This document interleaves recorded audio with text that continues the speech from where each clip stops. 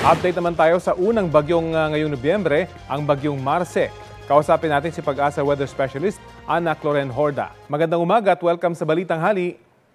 Magandang umaga din po, Sir Rafi. Gandi po sa ating mga taga-subaybay. Nasaan na po ngayon ang lokasyon at gaano kalakas itong bagyong Marce? Huli po natin na mataan itong bagyong si Marce sa layong 775 kilometers po ito ng Borongan City, Eastern Samar.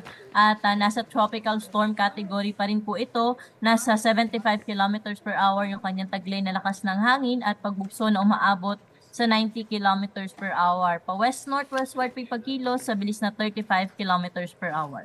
Batay po sa satellite image, kita yung unti-unting paglawak ng mga bitbit na ulap ng bagyo. May mga tumawag dito na maliit o compact storm ito bago pumasok sa PAR. Pwede niyo po bang ipaliwanag ito? Yes po, tama po kayo, Sir Rafi. No? So, nagko-consolidate po yung ating bagyong binabantayan na si Marce. So, kahapon, kung na-observe po natin, so malawak po yung kanyang sirkulasyon, kalat-kalat po yung mga pag-ulan. Pero ngayon po ay nagko-consolidate o mas, kumbaga po parang mas nabubuo po yung bagyo natin at sign in po ito na medyo intensifying din itong binabantayan po nating bagyong si Marce. At sa mga susunod na araw, posibleng pa nga rin po itong mas lumakas pa habang nandyan po sa may karagatan po ng ating bansa. Saan mga lugar po posibleng magpaulan itong bagyo?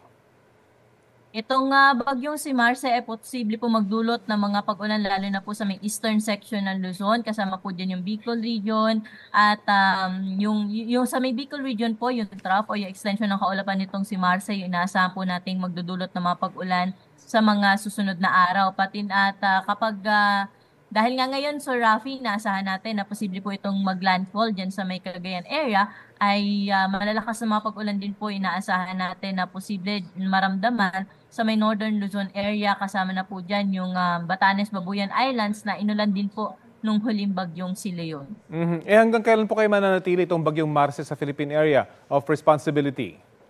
Sa ngayon po, Sir Rafi, medyo mabilis po yung kanyang pagkilos, pero pagdating po ng Wednesday, medyo magbabagal po yung kanyang pagkilos at by that time, nasa typhoon category na rin po ito or mas malakas pa yung kanyang intensity.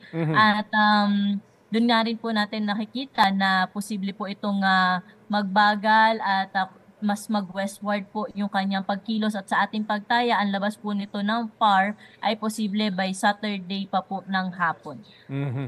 Maiba po ako ng konti, 51 days bago magpasko. Kailan kaya natin mararanasan yung mas malamig na panahon dulot po ng amihan?